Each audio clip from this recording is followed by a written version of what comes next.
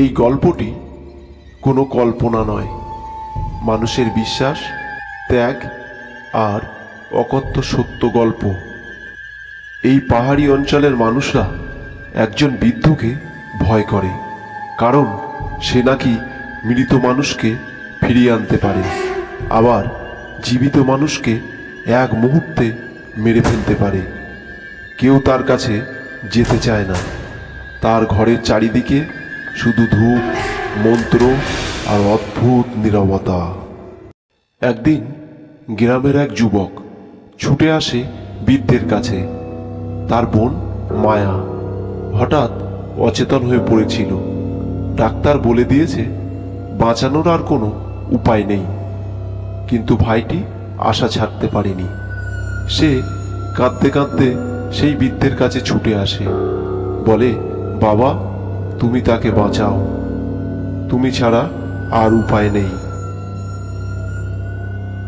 বৃদ্ধ মায়াকে নিয়ে নিজের সামনে শুইয়ে রাখল। হাত দুটো প্রসারিত করে প্রাণতন্ত্রী নামে এক প্রাচীন মন্ত্র সাধনা শুরু করল। ঘরটা নিস্তব্ধ হয়ে গেল। ধূপের গন্ধ, মন্ত্রের আওয়াজ আর মায়ার নিঃশ্বাস ধীরে ধীরে কমে যাচ্ছিল। সবাই ভাবছিল বৃদ্ধ মেয়েটিকে বাঁচাচ্ছে, কিন্তু সত্যটা অন্যরকম। 5 দশক আগে বৃদ্ধ তার এক ছোট নাতনিকে হারিয়েছিল বন্যায়। তার দেহ আর কখনো পাওয়া যায়নি। মায়াকে দেখে তার মনে হয়েছিল, এ কি সেই নাতনি যে ফিরে এসেছে? হঠাৎ বাতাস থেমে গেল। হারিকেনের আলো ভয়ঙ্করভাবে দুলতে লাগলো।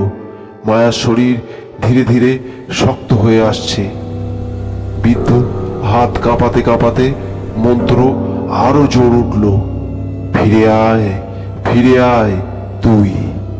মায়ার বুকের উপরে একটা আলো উঠতে লাগলো। সবার গা শিউরে উঠল।